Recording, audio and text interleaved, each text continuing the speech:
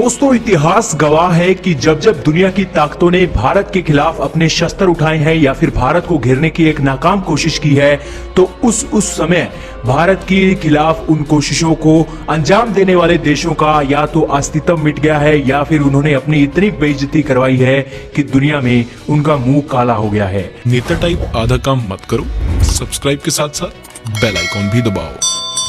और इन्हीं देशों में तुर्की, पाकिस्तान, चीन, मलेशिया भी एक हैं। लेकिन आज एक ऐसा भी देश है जर्मनी, जो भारत के खिलाफ अपनी आवाज को बुलंद करता जा रहा है। हाल ही में G7 की मीटिंग में उन्होंने कहा था कि हम किसी भी तरीके से G7 को G10 और G8 नहीं बनाना चाहते और किसी भी नए देश की एंट्री हम ग्रुप ऑफ 7 में नहीं करना चाहते। हालांकि दोस्तों, उन्होंने G7 के बारे में जब भारत का रुख जानना चाहा था कि क्या भारत को इसमें एंट्री देनी चाहिए या नहीं, क्योंकि भारत आज एक नई सुपर पावर बनकर उभर रहा है और एशिया के ब्लॉक में भारत आज एक अलग ही दबदबा रख रहा है।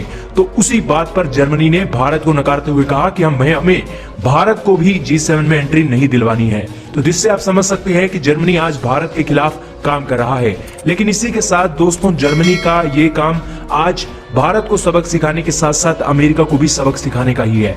दोस्तों, जर्मनी और अमेरिका के रिश्ते आज बहुत ही खट्टे हो चुके हैं। जर्मनी हर वो बात करता है जिससे अमेरिका को गुस्सा होता है और हर वो कदम चलता है जो कदम अमेरिका उससे चलने को नहीं कहता है। हाल ही में जर्मनी चाइना के साथ अपने रिश्ते अच्छे कर रहा है और अभी हाल ही में G7 की मीटिंग में, जो कि अमेरिका के राष्ट्रपति अमेरिका में करवाना चाहते थे, उस मीटिंग को रिजेक्ट कर दिया था जर्मनी ने कि हम आपकी वाशिंगटन में होने वाली इस G7 की मीटिंग में हम शामिल ही नहीं होंगे। हालांकि दोस्तों, जो भी बात अमेरिका करता है उसके खिलाफ ही जर्मनी जाने लग रहा है। अमेरिका ने कहा कि G7 में भारत को एंट्री दे दो, जर्मनी ने कहा नहीं देगी। और इसी के चलते अब अमेरिका कह रहा है कि आपको नाटो की जो एक्सपेंडिचर है उसका 2% GDP का 2% हिस्सा अपने नाटो के एक्सपेंडिचर में खर्चना होगा। तो उसमें भी जर्मनी कह रहा है कि हमारे 4-5 सालों तक आप 2% का हिस्सा ले ही नहीं सकते, क्योंकि हमारी इकोनॉमिक कंडीशन सही नहीं चल रही है।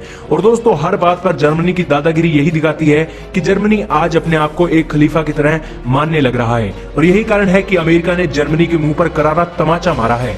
जर्मनी के मुंह पर करारा इस तरीके से तमाचा मारा गया है कि अमेरिका ने कहा है कि हम अपने 12,000 के करीब सैनिक जर्मनी से निकाल रहे हैं। 5400 के करीब सैनिक अमेरिका जर्मनी से निकालकर इटली और पोलैंड जैसे देशों में, नाटो के ही सहयोगी देशों के में शिफ्ट करेगा, ताकि मॉस्को के ऊपर प्रेशर बना रहे।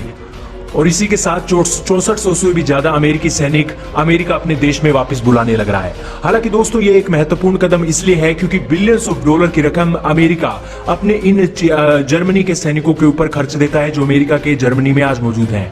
और इसी कारण से जर्मनी का सपोर्ट भी उसे नहीं मिल रहा है और बिना मतलब कि वो अपने पैसे लगाकर जर्मनी की सिक्योरिटी में इतने भारी भरकम सैनिकों की तैनाती की हुई है। लगभग 25 से 35 हजार की संख्या में अमेरिका के सैनिक आज जर्मनी में मौजूद हैं। लेकिन फिर भी जो जर्मनी है वो एंटी अमेरिका लगातार होता जा रहा है और इसी के चलते अमेरिका ने जर्मनी का साथ छोड़ने का एक ऐलान किया है। और करारा तमाचा भी जर्मनी के मुंह पर लगा है, क्योंकि जर्मनी लगातार अमेरिका को कह रहा है कि हमारे देश से सैनिकों को ना निकाले। क्योंकि दोस्तों, जो ये अपना मॉस्को है, रशिया है, वो लगातार जर्मनी के ऊपर हैकिंग की वो अपनी नाकाम कोशिशें करता ही रहता है। और अभी कुछ सालों की ही बात है कि जो रशिया है उसने जर्मनी की चांसलर एंजेला मार्केल के ऑफिस, प्रेसिडेंशियल ऑफिस तक की जासूसी कर ली थी और पूरा का पूरा स्ट्रक्चर और उनका कंप्यूटर ही हैंग कर दिया था, जिसके चलते जो जर्मनी है रशिया की रडार पर मौजूद है। लेकिन इसी के साथ ही जर्मनी को यह करारा तमाचा लगना चाहिए या नहीं, कमेंट सेक्शन में अपनी राय जरूर लिखेगा। लेकिन भारत के खिलाफ इस विरोधी रुख को जिस देश ने अपनाया है उसका अंजाम यही हुआ है जो अंजाम अब जर्मनी का हो रहा है।